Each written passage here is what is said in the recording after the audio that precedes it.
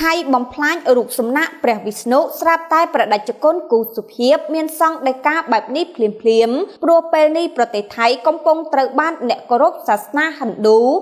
1.2 លានអ្នកថ្កោលទោសខណៈប្រទេសឥណ្ឌានាំគ្នាពិហិការមិនជន់ទឹកដីថៃថែមទាំងប្រមានថៃថា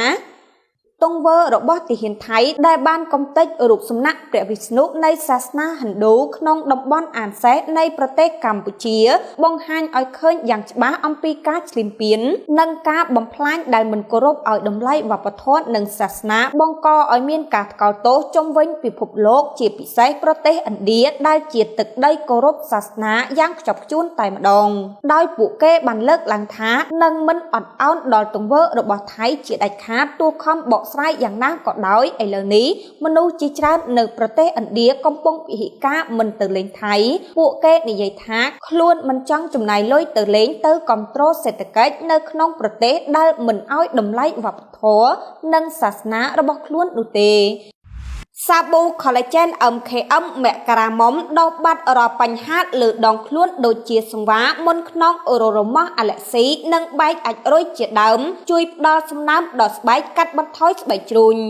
ចាហ៊ុយ XS ផលិតផលប្រទេសជប៉ុនផ្សំពីស្មៅផ្អែមរបស់ជប៉ុនជួយដុតរំលាយជាតិខ្លាញ់ជួយសម្រួលការបន្ទោបង់ស្រួលញ៉ាំមិនធ្វើទុក្ខញ៉ាំលេងស្រកខ្លាញ់ពិតៗឥណ្ឌាប្រមានឲ្យថៃមើលប្រទេសទូគីជាគំរូស្រាប់ឥទ្ធិពលនៃការពិហិការរបស់ប្រជាជនឥណ្ឌាកន្លងមកបានធ្វើឲ្យវិស័យសេដ្ឋកិច្ចនិងទេសចររបស់ប្រទេសទូគីមានអានុភាពយ៉ាងខ្លាំងកាន់តែកុំមើលស្រាលឲ្យសោះលើកនេះអាចធំជាងលើកមុនចំនួននៃអ្នកប្រតិបត្តិសាសនាហិណ្ឌូមិនមែនមានតែក្នុងប្រទេសឥណ្ឌាប៉ុណ្ណោះទេក្រៅពីនោះក៏មាននេប៉ាល់ប៉ាគីស្ថានស្រីលង្កាបង់ក្លាដេសផងដែរស្របពេលប្រទេសថៃកំពុងត្រូវបានគេថ្កោលទោសជុំវិញពិភពលោកស្រាប់តែប្រដេជគុណគូសុភាពមានសង្ឃដីកាថាការធ្វើសង្គ្រាមប្រឆាំងនឹងព្រះវិស្ណុព្រះក្នុងសាសនាហិណ្ឌូរបស់ប្រទេសថៃមិនមែនជារឿងល្អទេ